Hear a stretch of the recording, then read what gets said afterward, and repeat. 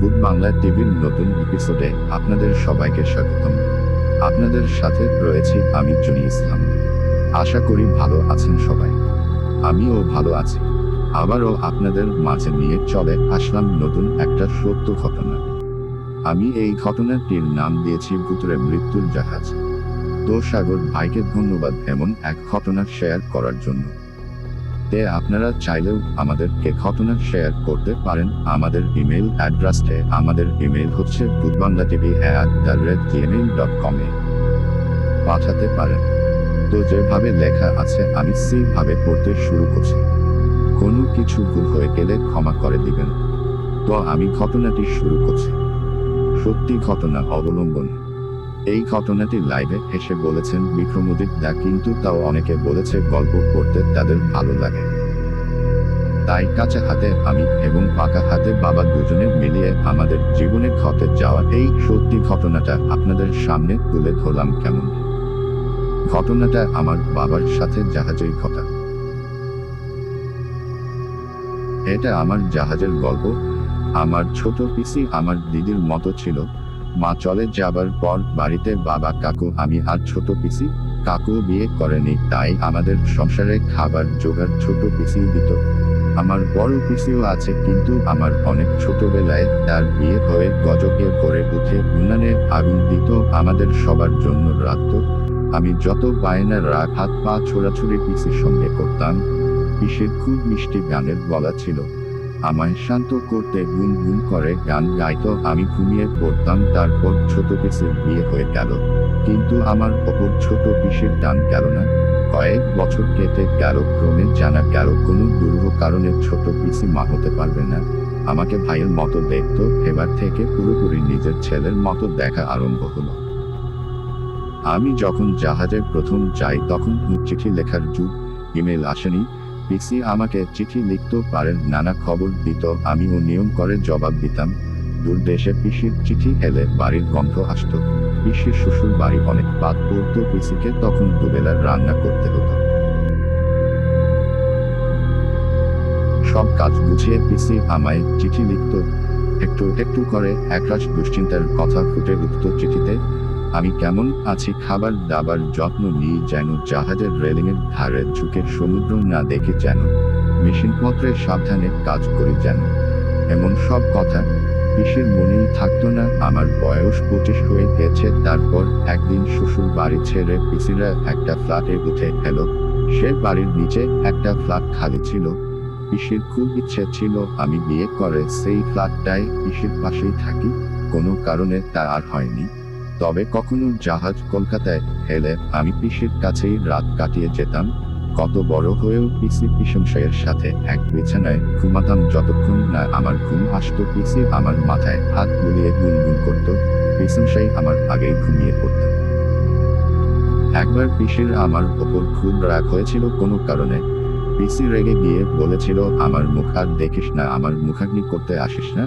আমি শিউরে উঠেছিলাম, মনে মনে বলেছিলাম, এমন ভাবে বলে না পিসি, কোন কথা লেগে যায়। পিসির রাগ দেখে মুখে কিছু বলিনি। অবশেষে তাই হলো। পিসি চলে গেল। আমি যখন জাহাজে, অন্যান্য কাউজিনরা ভিডিওতে দেখালো পিসিকে শ্মশানে শায়িত তারাই মুখাগ্নি করছে। পিসমশাই 2013-তে চলে যাবার পর থেকে পিসির মাথা একটু একটু করে খারাপ হতে লাগলো। অ্যাকিউট ডেমেনশিয়া, তারপর পার্কিনসন। ক্রমশ খারাপ হতে হতে পিসি একদিন চলে গেল। যে মানুষ দৈনিক 20 জনের রান্না করত, ঠায় দাঁড়িয়ে 4 বিভাজন 5 পদ সাথে ভাত রুটি, তাকে ডায়াপার পরিয়ে রাখতে হতো, বিছানায় আধশোয়া করে খাইয়ে দিতে হতো। আমার পিসি লম্বা চুল, বুড়ো বয়সে ছিল, মাঝে মাঝে উঠিয়ে বসে আছে দিতাম। ভিডিওতে দেখলাম ইলেকট্রিক চুল্লির ডোর খুলল, পিসি চলে গেল। শেষবারের মতো আর দেখা হবে না, পাতা দেখে কপালে হাত তুলে প্রণাম করলাম। আমার পিসির লম্বা চুল, বুড়ো বয়সে ছিল, মাঝে মাঝে উঠিয়ে বসে আছে দিতাম। আমি তখন মালয়েশিয়ার প্রত্যন্ত বন্দরে। আমার জাহাজে তখন একটি ক্যাডেট এসেছিল প্রথমবার জাহাজে, তাই একটু উদাস ভাব। ফিলিপিনের ছেলে। কিছুদিন বাদে অন্য ফিলিপিনোদের মুখে শুনলাম ওর 3 RTI বা তৃতীয় নয়ন আছে। ও দেখে যা সাধারণ মানুষ দেখে না। ও একদিন বন্দরে হুইল হাউজের কাছে গিয়েছিল। বলা বাহুল্য তখন হুইল হাউজ ফাঁকা, কারণ হুইল হাউজ থেকে জাহাজ চালানো হয় আর বন্দরে জাহাজ চলবে না, সে তখন মাল তুলছে। ছেলেটা গেছিল যখন বিকেলের আলো পড়ে আসছে। জায়গাটা একদম জাহাজের ওপর তলায়, সেখানে বড় বড় স্ক্রিন আর ঘড়ির মতো সব যন্ত্রে ভরা। নেভিগেটরদের কাজের জন্য কফি কেটেল আছে। সেখানে হঠাৎ সে নাকি দেখ একজন আবছা মহিলা মূর্তি কফি স্ট্যান্ড এর সামনে দাঁড়িয়ে এক নিমেষে কি দেখছে। মুখ পরিষ্কার নয়, লম্বা চুল, আর খুব বেশি কথা হয়নি, কারণ এসবে আমার বিশ্বাস নেই। একদিন সে নিজে থেকেই বলল, তোমার ঘরের দিকে ঘরের বাইরে দিয়ে সেই ছায়া মূর্তিকে দেখেছি। দেখে মনে হলো সে উদাস, তার কেউ এই জাহাজে আছে, তাকে সে খুঁজছে। তুমি কি করে বুঝলে? প্রতিটা ঘরের সামনে সে দাঁড়িয়ে কিছু খুঁজছিল, কাউকে খুঁজছিল, কাউকে সে কিছু বলতে চায় হয়তো। আমি এদিকে রোজ আমার পিসির ফটোর সামনে জল আর ফল দিই। কুককে অনুরোধ করে সে আমায় রোজ একটা এক্সট্রা ফল দিত। আমি পিসির সামনে রাখতাম আর সকল হলে সেটা সমুদ্রে জলে ভাসিয়ে দিতাম। অম্লানটা সমুদ্রে ফল ভাসতে ভাসতে কিছুক্ষণের মধ্যেই হারিয়ে যেত। আমি সেদিকে চেয়ে প্রার্থনা করতাম পিসির যদি আবার জন্ম হয়, যেন যা মনের ইচ্ছে সব পায়। কখনো রাতে মনে হতো পিসি এসে আমায় দেখছে, ভয় লাগতো না, চোখ বুজে বোঝার চেষ্টা করতাম পিসি কিছু বলবে কিনা। আমার যাবার সময় হলো, নোটিশ এলো আমায় নামতে হবে অমুক দিনে। এক সন্ধ্যায় একলা বসে আছি অফিস ঘরে। সেদিন আমার অফিস ঘরের ঘড়িটা থেমে থেমে চলছিল। ব্যাটারি নিয়ে এসে বদলালাম। তাজ্জব কাণ্ড, ঘড়িটা উল্টো দিকে ঘুরতে লাগলো। সময় পেছোচ্ছে। কি ব্যাপার, ব্যাটারি খারাপ হলে ঘড়ি চলবে না? ঘড়ি উল্টো দিকেই ঘুরবে কেন? আজ অবধি উল্টো ব্যাটারি লাগালে দেয়াল ঘড়ি উল্টো করেনি, থেমে থেকেছে। একটু খটকা লাগলো। 3RDI-কে ডাকলাম, ওকে ঘটনাটা দেখলাম। ও এক দৃষ্টে চেয়ে রইল, তারপর চলে গেল। কোনো কথা না বলে মনে হলো ওর চোখে জল। কিছুক্ষণ বাদে ফিরে এলো। বলল, তোমার ঘরে বসে আমার অনুভূতিতে এটা করুণ সুর চেয়ে যাচ্ছিল। তোমার ঘর থেকে বেরোতেই হঠাৎ আমার মোবাইল ফোনে don't forget to remember me Carrie Underwood এর গানটা বেজে উঠল। Before you hit the highway, you better stop for gas. There is a bunch in the ashtray. In case you run short on cash. Here is a map, and here is a Bible. If you ever lose your way. Just one more thing before you leave. Don't forget to remember me. এটা আমার ঠাকুরমার প্রিয় গান। আমার ছোটবেলায় মা চলে গেছেন, আমার ঠাকুমা আমায় বড় করেছেন, তার এই গানটা প্রিয় ছিল। ঠাকুমা গত হবার পর আমি দুঃখ পেলেই এই গানটা শুনি। আজ আশ্চর্যজনকভাবে তোমার ঘর থেকে বেরোতেই নিজে নিজেই গানটা বেজে উঠল। কেউ যেন তুমি চলে যাবে বলে শোকমগ্ন সময়কে সে পেছিয়ে নিয়ে যেতে চায়, যাতে তুমি এখনই না যাও। আমার অবাক লাগলো, জিজ্ঞেস করলাম, কোনো অশরীরী যদি আমার সঙ্গে চায় সে তো আমার সাথেই যেতে পারে, তবে তার কষ্ট কিসে? বলল, বলতে পারবো না সে যে তোমার কেউ, তাও বলতে পারবো না। তবে তোমার যাওয়ায় সে দুঃখী, হয়তো তোমার এই একলা থাকায় এক মনে কাউকে মনে করায় সে তৃপ্ত ছিল। তুমি আবার তোমার জীবনে ফিরে যাবে, সে ভাবে আর মনে করবে না। কে জানে, আমি তাকে দেখতে পাই না কেন? আমি জিজ্ঞেস করলাম, তোমার 3RDI বা তৃতীয় চোখ নেই, তাই কত কিছু দেখতে পাও না, বুঝতে পারো না যে কি মনে করতে এখানে বাড়ি গিয়েও তাকে মনে করো। এবার আপনারাই বলুন, এটা ভৌতিক না ভালোবাসার গল্প? কেমন লাগলো সবার? আশা করি এই দ্বিতীয় ঘটনাটিও আপনাদের ভালো লাগবে। তে আমি শুরু করছি ঘটনাটি। বাড়িটাতে পা দিয়েই আমার মেজ পিছন সাইটের পেলেন কাজটা ভালো করেননি। বাড়িটার বাইরে থেকেই কেমন গা ছমছম করে। কবেকার পুরনো বাড়ি, দরজা জানলা ঝুলে পড়েছে, শাওলা জন্মে গেছে, পুকুরে ফাটলে বড় বড় অশ্বত্থ গাছ গজিয়েছে। ফটক থেকে সামনের সিঁড়ি পর্যন্ত রাস্তাটা আগাছায় হলদি, আর তার দুপাশের শিরিষ গাছগুলো ঝোপড়া হয়ে মাথার উপর আকাশটাকে অন্ধকার করে রেখেছে। সন্ধ্যেও হয়ে এসেছে, চারিদিকে সারা শব্দ নেই, কেমন একটা সোদা সোদা গন্ধ নাকে আসছে। মেজো পিছনসাই হাতের লণ্ঠনটা জেলে ফেললেন। বারবার দোতলার ভাঙা জানলার উপর চোখ পড়তে লাগলো। বারবার মনে হতে লাগলো এক্ষুনি জানলার সামনে থেকে কে বুঝি সরে গেল। মেজো পিসনশাইয়ের তো অবস্থা কাহি, অথচ উনি ভূত বিশ্বাস করেন না, গোরস্থানকে ভয় করেন না, ডেড বডি কেয়ার করেন না। সেই জন্য তাল ঠুকে ঠুকে পড়লেন বাড়ির ভিতরে। গঙ্গার উপরে বাড়ি ঢুকেই একটা বড় খালি হলো ঘর, আবছায়াতে হা করে রয়েছে, লণ্ঠনের আলোতে দেয়ালে পিসনশাইয়ের প্রকাণ্ড ছায়াটা নড়ে বেড়াচ্ছে। পিসনশাই তাড়াতাড়ি হলো পেরিয়ে গঙ্গার ধারে এসে দাঁড়ালেন। প্রকাণ্ড একটা বারান্দা, তার রেলিং ভাঙা, তারপর এক ফালি শান বাঁধানো চাতাল, তার চারদিকে সাদা সাদা সব পাথরের মূর্তি সাজানো। তারপর এই খাটের ভাঙা সিঁড়ি জল অবধি নেমে গেছে, তার অসংখ্য ইট জলে ধুয়ে গেছে। সিঁড়ির পাশেই একটা বুড়ো বাতাবি লেবুর গাছ, তার নিচে কবেকার পুরনো ইটের গাদা, রোদে পুড়ে জলে ভিজে কালো হয়ে গেছে। গঙ্গার ওপারে জুট মিলের সাহেবদের বাড়িতে আলো জ্বলছে দেখে পিসনশাই ফুস করে একটা নিঃশ্বাস ছাড়লেন। একতলায় বসে থাকলে চলবে না, উপরে যেতে হবে, রাত কাটাতে হবে, নইলে বাজি হেরে যাবেন। ক্লাবে মুখ দেখাতে তো পারবেনই না, উপরন্তু যোগুর বাবা সোনালি ছাগলটাকে নিয়ে যাবেন। হলের দুপাশে সারি সারি ঘর, তাদের দরজাগুলো আধখোলা। দু একটা বিশাল বিশাল কারিকুরি করা ভাঙা তক্তপোষ, দু চারটে প্রকাণ্ড খালি সিন্ধুক, এক একটা বৃহৎ রঞ্চটা আয়না ছাড়া কোথাও কিছু নেই। মেজো পিসনশাই তাড়াতাড়ি একবার সবটা দেখে নিয়ে এক দৌড়ে উপরে উঠে গেলেন। দোতলাটার ঠিক একতলার মতো, সেখানে মাঝখানে প্রকাণ্ড একখানি হলো, তার মধ্যে আসবাব কিছু নেই, খালি মাঝখানে একটা প্রকাণ্ড বড় ঘোর নীল রঙের কালচে পাতা, তাতে বহুদিনের ধুলো জমে পুরো হয়ে রয়েছে। আর ঘরের কোণে দেয়ালে একটা সেতার ঝুলছে, তাতে তারের কোনো চিহ্ন নেই। মেজো পিসনশাই খানিকক্ষণ চুপ করে দাঁড়িয়ে থাকলেন, দেয়ালের দিকে পিঠ করে, যাতে পিছন দিক থেকে হঠাৎ কিছুতে এসে না পড়ে। কিন্তু দাঁড়িয়ে থাকলেও চলবে না, প্রত্যেকটা ঘরের বর্ণনা দিতে হবে, তাই প্রত্যেকটা ঘর একবার দেখা দরকার। ভয় আবার কিসের, ভূত তো আর হয় না। ঘরগুলির প্রায় সব কটাই দরজা খোলা, একেবারে খালি, ধুলোয় ধূসর। দু একটাতে ভাঙা ভাঙা আলমারি, প্রকাণ্ড জলচৌকি দেয়ালে ঠেস দিয়ে দাঁড়িয়ে আছে। ছাদের দিকে তাকিয়ে দেখেন আলো ঝোলাবার বড় বড় হুক আছে, তার আশেপাশের ছাদটাতে চুলকারির দাগ রয়েছে।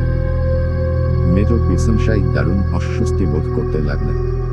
তাছাড়া রাতে যখন কাটাতে হবে একটা বসবার জায়গা তো চাই। হোলের ওপাশে গঙ্গার উপরে চওড়া বারান্দা, গঙ্গায় একটা স্টিমার যাচ্ছে, তাতে মানুষ আছে, আলো জ্বলছে, ওপরে শত শত আলো জ্বলছে।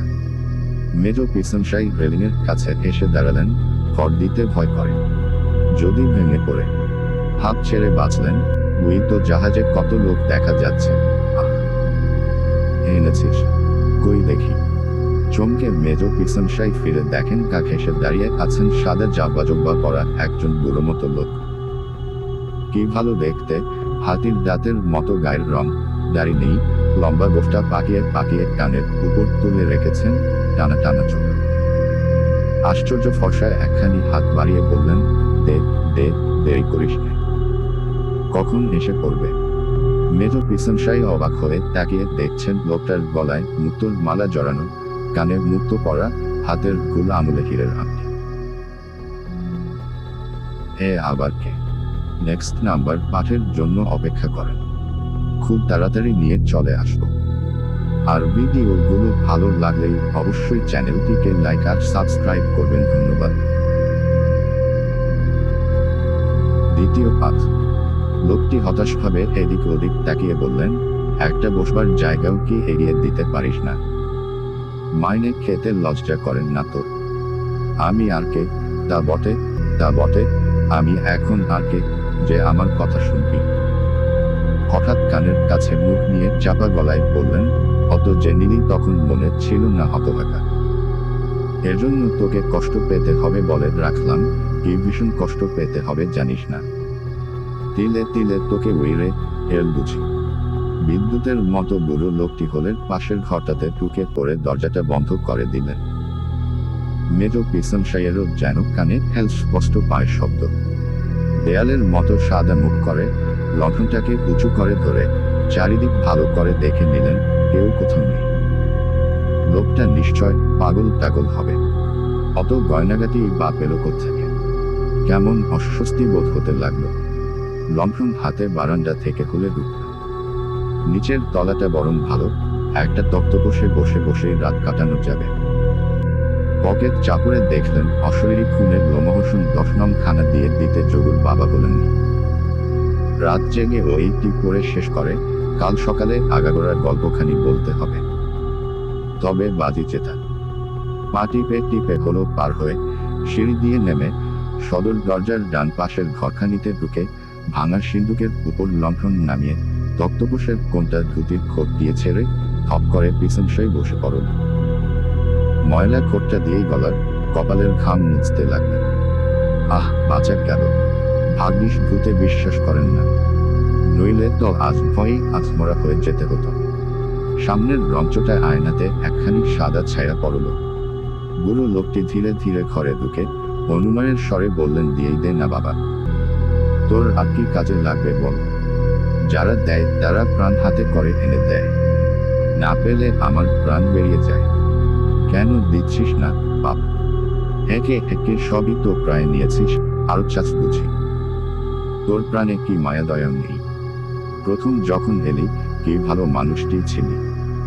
আমি উপরের ওই নীল গাছটাতে বসে সেতার বাজাতাম, আর তুই বারান্দায় দাঁড়িয়ে দাঁড়িয়ে হা করে শুনতিস। তোকে কত না ভালোবাসতাম, এটা ওটার রুচি দিতাম, কত না ভালো মানুষ সেজে নিতি। ভেতরে ভেতরে তুই যে এত বড় একটা বিশ্বাসঘাতক কেউতে সাপটা কি আপ জানি।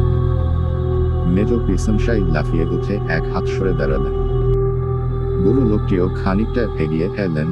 রাগে তার দু চোখ লাল হয়ে গেল। ফর্সা দুটো মুঠো পাকিয়ে মেজ পিসনশাইয়ের নাকের কাছে খুশি তুলে বললেন, একদিন এই খুশিকে দেশশুদ্ধ লোকে ভয় করত, কোম্পানির সাহেবরা এসে এর ভয় পাচাত। এখন বুড়ো হয়ে গেছি, দুর্বল হয়ে গেছি, তাই আমার বাড়িতে আমার মাইনে খাওয়া চাকর হয়ে তোর এত বড় আস্পর্ধা। তবে এখনো মরিনি, এখনো তোকে এক মুঠো ভস্মের না রে না, কি বাজে কথা বলছি। দিয়ে দে বাবা, দেখ তোকে তার বদলে কি দেব। এই বলে বুড়ো লোকটি আঙুল থেকে হীরের আংটিখানি খুলে মেজ পিসনশাইয়ের দিকে বাড়িয়ে দিলেন। মরিয়া হয়ে পিসনশাই এদিক ওদিক তাকালেন। কি যে দেবেন ভেবে না পেয়ে পকেট হাত দিতেই গোলাপি বিড়ির প্যাকেট দুটোর উপরে হাত পড়ল। তাই বের করে বুড়োর হাতে দিয়ে দিলেন। সত্যি দিলি? আহ, বাঁচালি বাবা। এই নে, আমি আশীর্বাদ করছি তোর 100 বছর পরমায়ু হবে। চলবে। গল্পের তৃতীয় অংশ, তোর 100 বছর পরমায়ু হবে। এই বলে আর এক মুহূর্ত অপেক্ষা না করে মেজ পিসনশাইয়ের বুকো কেটে আংটি ফেলে দিয়ে হোলের মধ্যে দিয়ে সিঁড়ির দিকে দেছ। পিসনশাই হা করে তাকিয়ে রইলেন। সিঁড়ির প্রথম ধাপটা অবধি তাকে লণ্ঠনের ক্ষীণালোকে দেখতে পেলেন, তারপর সে যেন বাতাসে মিলিয়ে গেল। আর পিসনশাইও তখনই আরে বাপ বলে মূর্ছা গেলেন। পরদিন সকালে যোগুর বাবা, পটলের মামা, আমার বাবা আরো 5-7 জনে গিয়ে ঠ্যাং ধরে টেনে পিসনশাইয়ের ঘুম ভাঙালেন। উঠে দেখেন খড়দর রোদে ভরে গেছে। তারা বললেন, উপরে গেছি, তবে দে উপরের বর্ণনা দে। ঠিক বলছেন কি না পরখ করবার জন্য সবাই মিলে উপরে গেলেন। পিসনশাইও গেলেন। সব ঘরদোর শূন্য হাহা করছে। যোগুর বাবা তো রেগে টম। ইস, অত ভালো ছাগলছানা হাতছাড়া হয়ে গেল। ইস, ক্লাবের রাক্ষসগুলোকে তার উপরে বাজির খাওয়া খাওয়াতে হবে। মাটিতে অশরীরী খুনে পড়েছিল। ঠিক হয়েছে, বড় যে ঘুমুচ্ছিলি বইটা পড়েছিলি। বল তবে, আগাগোড়ার গল্পটা বল। মেজ পিসনশাইয়ের মুখে আর কথাটি নেই। মনে মনে দেখতে পেলেন যোগুর বাবা সোনালী ছাগলটাকে দাঁড়িয়ে দাঁড়িয়ে বাড়ি নিয়ে যাচ্ছে। সারা রাত ঘুম লাগিয়েছেন, স্বপ্ন দেখেছেন, তার উপযুক্ত সাজাতে হবে। লজ্জায় দুঃখে মাথা নিচু করতেই চোখ পড়ল বুককেটের ভিতর হীরের আংটি জলজল করছে। মেজ পিসনশাই গা ঝাড়া দিয়ে উঠে বসে বললেন, নিয়ে যা তোর ছাগল। ইস, ভারী তো ছাগল।